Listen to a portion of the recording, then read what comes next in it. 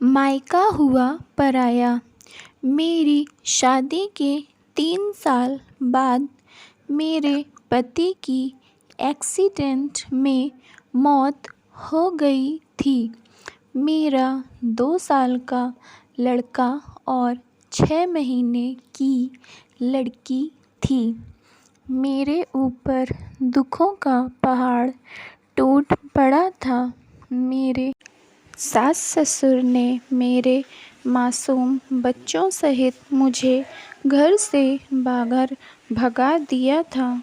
जब मैं अपने मायके आई तो मेरे बड़े भाई और भाभी ने मेरे साथ ऐसी क्रूरता। मेरे देवर का फ़ोन आया, भाभी भैया का एक्सीडेंट हो गया है, अस्पताल में बहुत नाजुक हालत में आईसीयू में हैं।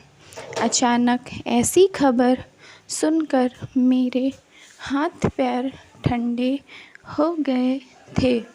मैं जल्दी से अपने सास ससुर और बच्चों के साथ अस्पताल भागी। अस्पताल काफ़ी दूर था। वहाँ पहुँचने से पहले ही मेरे पति आखिरी सांस ले चुके थे। उनकी बॉडी हमें दे दिया गया। हम लोग घर आ गए। मुझे होश नहीं था। मैं कहाँ हूँ, क्या हो रहा है, मेरे मासूम बच्चे कहाँ हैं। मुझे बहुत बड़ा सदमा लग गया था। मैं सिर्फ दिन भर रोती रहती थी, ना कुछ खाती थी, ना कुछ पीती थी। बहुत कमज़ोर हो गई थी। मेरी 6 महीने की मासूम बेटी को मेरा दूध नहीं मिलता था। वह हर समय भूख से रोती रहती थी। मेरा बेटा कहाँ, किसके पास रहता था, क्या खाता था, कब खाता था, मुझे कुछ नहीं पता था। 1 महीना ऐसे ही बीत गया। मेरे पापा मेरे पति के अंतिम संस्कार में आए थे।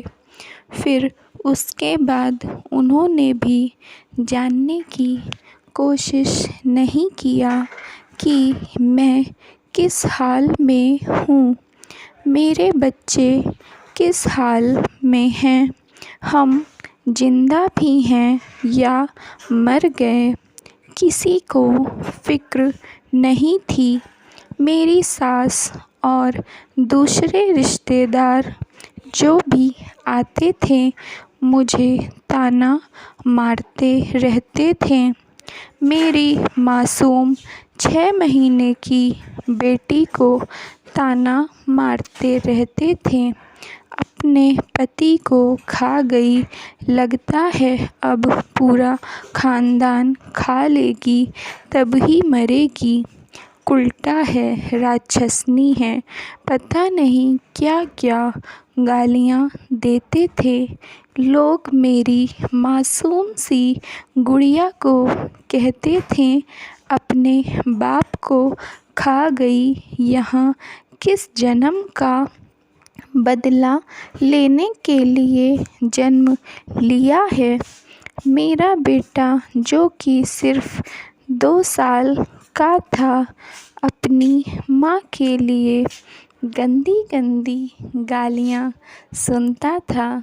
जब मैं रोती थी तो वह भी मेरे साथ रोता था। जब मैं खाना खाती तो मेरा बेटा खाता, मैं नहीं खाती तो वह भी नहीं खाता। वह अपने पापा के लिए मुझसे पूछता रहता था, मम्मी पापा कहाँ हैं, कब आएंगे। उसके सवाल से मेरा कलेजा छलनी होने लगता था।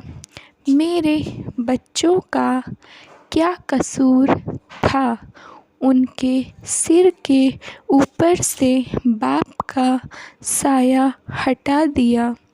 क्यों मेरे बच्चों को अनाथ कर दिया। 2 महीने से मेरे ससुराल वाले मुझे और मेरे बच्चों को खिला रहे थे। अब मेरे घर पर लड़ाई झगड़ा शुरू हो गया था। कोई मेरी ज़िम्मेदारी लेने के लिए तैयार नहीं था। मेरे ससुर और मेरे 2 देवर थे जो कि पैसे कमाते थे, लेकिन उन तीनों ने ही अपना पलड़ा झाड़ लिया। अब मेरी सास की नज़रों में मैं चुभने लगी थी। वह मुझसे किसी तरह पीछा छुड़ाना चाहती थी। मेरे बच्चों से भी उसकी ममता ख़त्म हो चुकी थी। वह मेरे बच्चों को भी हर समय डांटती मारती रहती थी। हमारी स्थिति उस घर में बिल्कुल बेकार हो गई थी। कोई हमें खाना खाने के लिए नहीं कहता था। मैं अपने ही ससुराल में अजनबी बनकर रह गई थी।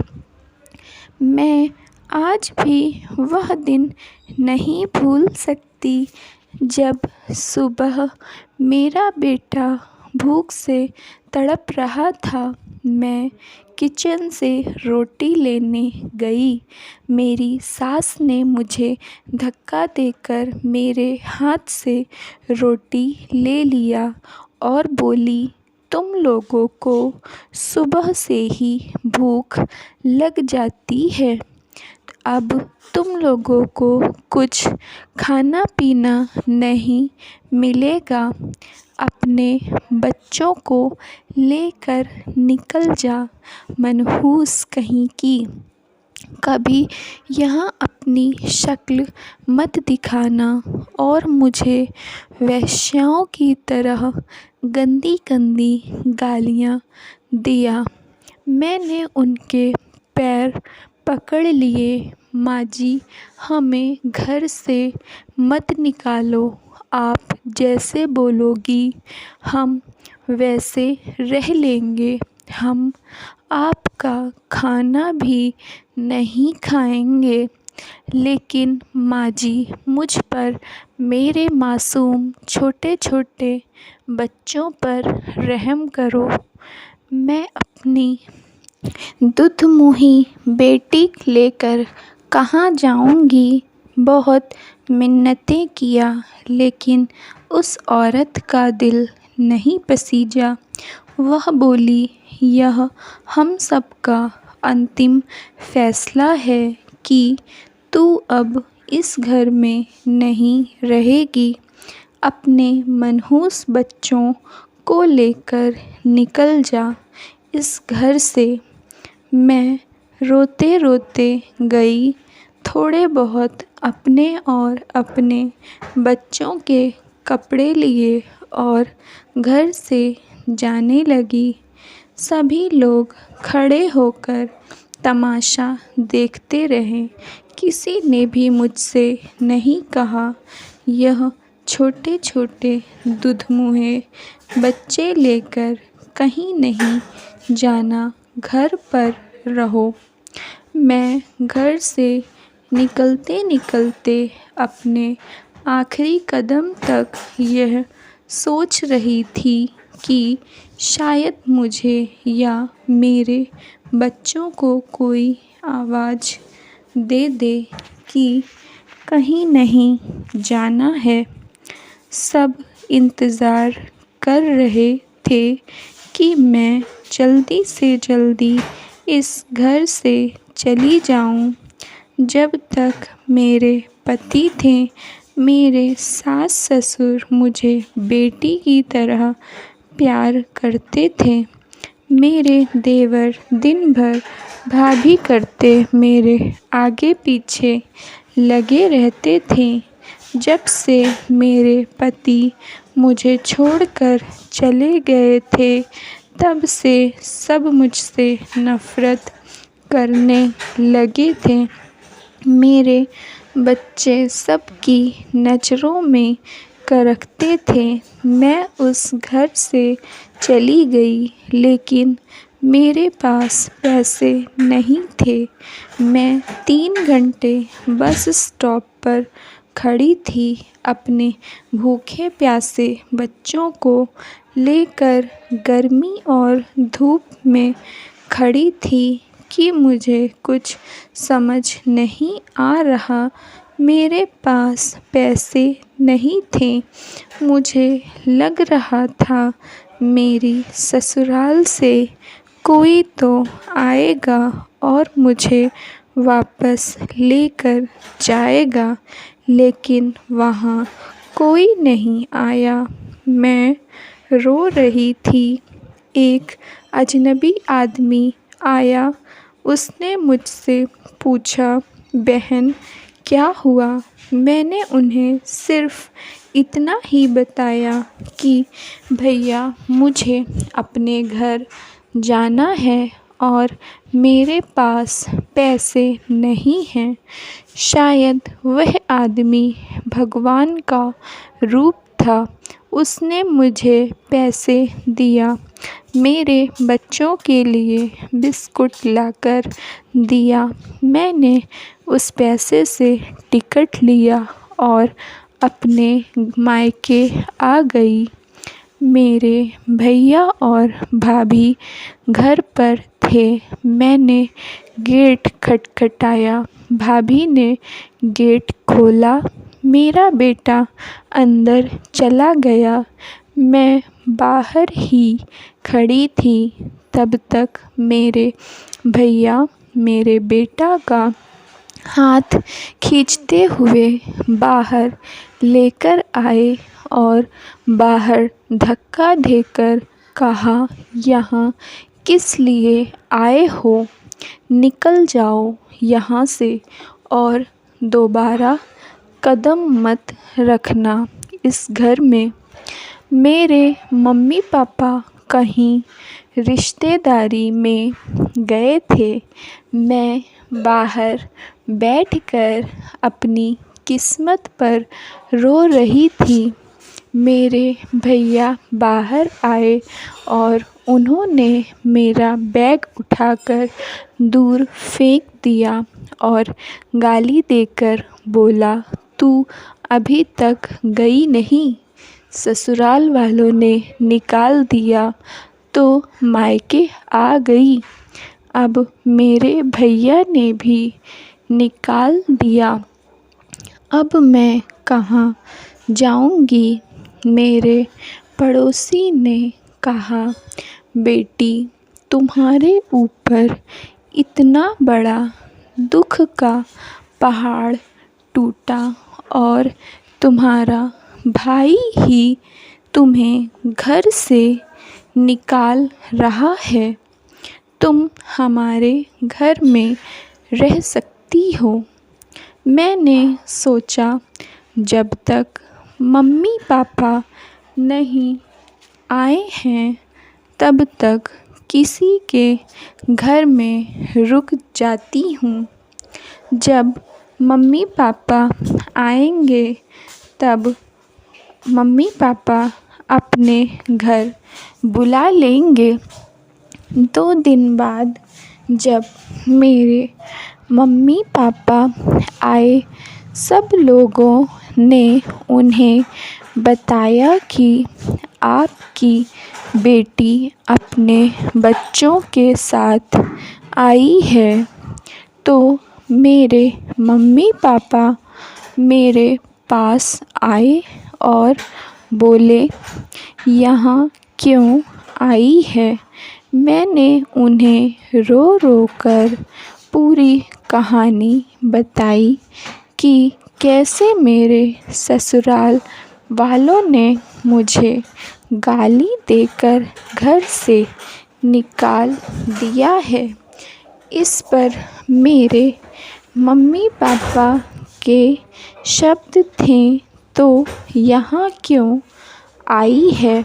अपने बच्चों को लेकर मर क्यों नहीं गई? कोई माँ कैसे अपने बच्चों को मार सकती है?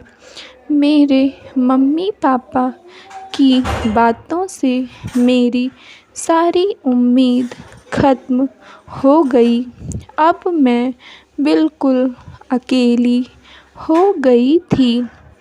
मेरे पड़ोसी को मुझसे हमदर्दी थी, लेकिन मैं किसी के घर कितने दिन रहूँगी? अब मेरा ससुराल और मायका मेरे साथ कोई नहीं था। मुझे अपनी मुसीबतों से अकेले ही निकलना था।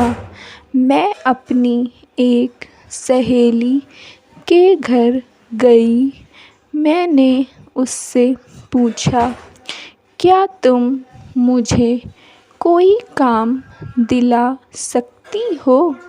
मैं ज़्यादा पढ़ी लिखी नहीं थी, सिर्फ 10वीं पास थी। मुझे एक अस्पताल में साफ सफाई का काम मिल गया। वहीं से शुरू हो गई मेरी नई ज़िंदगी। मेरी बेटी बहुत छोटी थी।